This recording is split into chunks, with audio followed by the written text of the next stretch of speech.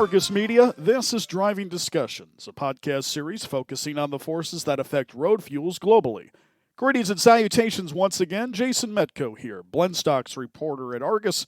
And on this episode, we're talking with Business Development Vice President of Downstream Road Fuels, Scott Berhang, focusing on intraday fuel pricing within the market. Scott, great to have you on the presentation for the first time. Let's dive right into our topics here today. First off, when we talk about pricing of fuel, what exactly are we referring to? What I think people don't realize is that fuel prices, unlike a lot of other things that you buy, right? Like unlike pens or pencils or coffee or paper towels or whatever, those commodity prices are relatively flat. They don't change that much. Fuel changes every day. It's extremely volatile and it goes up and down by large amounts. When we talk about fuel pricing, we talk about it in a couple of different ways. It's important to know what is happening with fuel prices as a trend, but for many people that are fuel buyers or fuel sellers, and I'm talking, your bulk people, right? The people that buy for their fleets or they buy for their businesses or whatever they're doing. It's important for them to have visibility into what the price is doing, but it's also important to have a price each day that they use as part of a contract, right?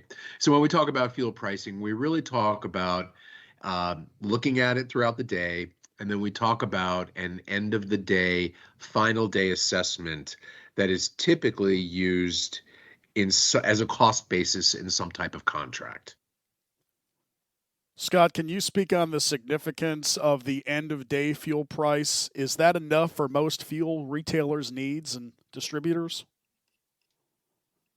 You need more than that. Okay, you need more than that. So if I'm a fuel seller, so if I'm selling to, let's say I have a lot of customers, like let's say Jason Metko had a trucking company, right? And I've got like 50 customers like that. So as a fuel seller, I have a lot of exposure in the market, right? So I'm constantly putting fuel in my tank. I'm reselling it. So it's important for me throughout the day to help my buying or selling decisions to see what's happening with intraday prices. It's important for me to have an end of the day number that I use as a price point in a contract. So perhaps for Jason's trucking, I'm going to just make that company up. I like it. It sounds fun. good. Yeah, that's good. It does, right? Can you see the side of the truck? I can see it. I can see like I just have to figure out the colors you're going to use in your branding. But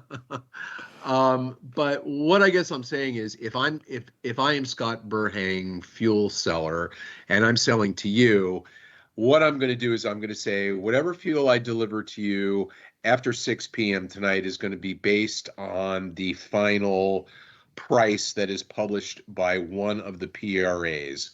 It's usually a company called Argus, or it's a company called Opus, or it could be a company called Platts.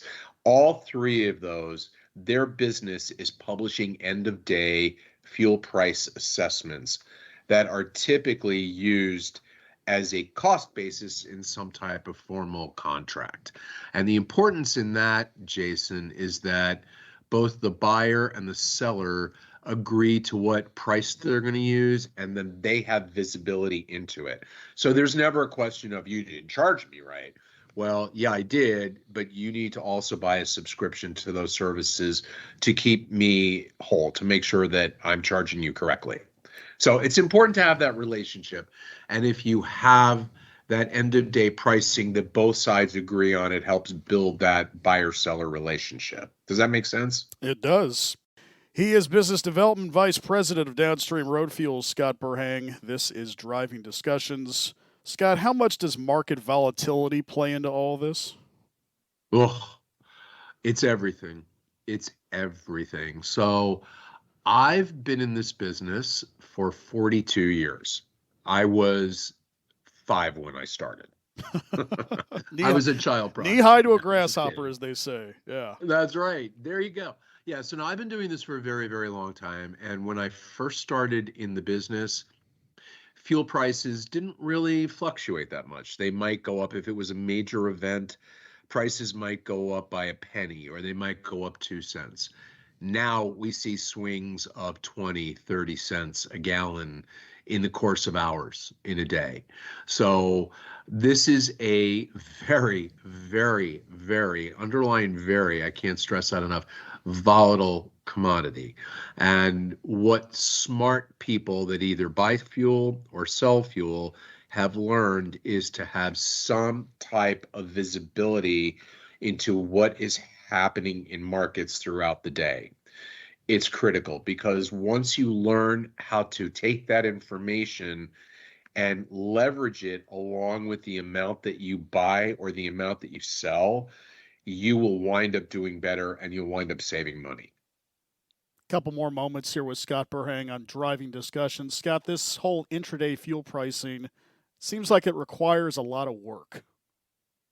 No, no. No, so there are services that are provided by a couple of those PRAs that I mentioned before that are called tickers, right?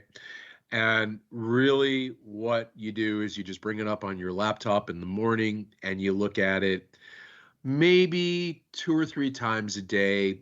You check the news, you see if anything's happening.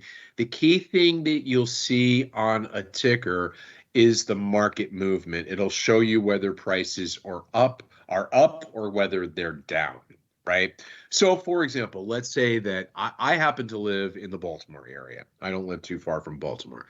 So if I was buying fuel at the Baltimore rack, let's say I'm a trucking company. I'm Scott Berhang Trucking. I go to the Baltimore rack. My fuel comes from there. I know that Baltimore ties back to the U.S. Gulf Coast, which is one of the key 7 U.S. refining centers that show on a ticker. And I can see in that market, I can see, oh boy, whoa. Prices are up 12 cents a gallon today. Why are they up? I go look at the news and I see that there are 3 refineries in the Gulf Coast that had to go down because of unplanned problems, right? So what I can do with that information is I can say, I know that because the market is so strong today that my price at 6 o'clock is going to go up today. So if there's a way for me to beat that, I'm going to call my supplier now, maybe at 1 o'clock in the afternoon or 2 o'clock in the afternoon, from having seen that ticker and see if I can load early and beat the market increases. I think we'd be remiss, Scott, if we did not mention what the Argus spot ticker can do. So I want to get you out on this real quick. The return on investment of having the AST. What does that mean to someone in the fuels market? So look at it this way. If you can beat the market on a load of fuel. So a load of fuel is typically 8,000 gallons, okay? And in a relatively stable market with prices where they've kind of been, where they level out after peaking and valleying, you're probably spending about $32,000 on that load of fuel. If you were able to beat the market and save 5 or 6 cents a gallon, do the math. Okay, so you do the math, you see how much you're saving on that load of fuel.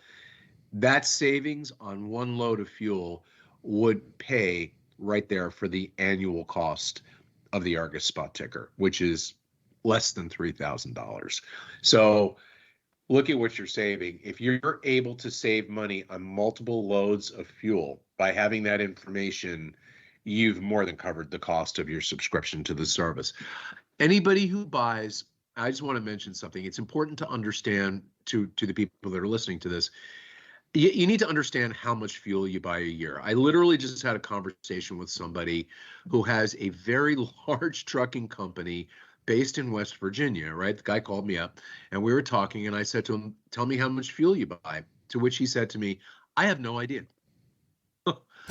So yeah, it's crazy, right? And for everybody, for every company that buys fuel, next to payroll, it's your second biggest cost of doing business.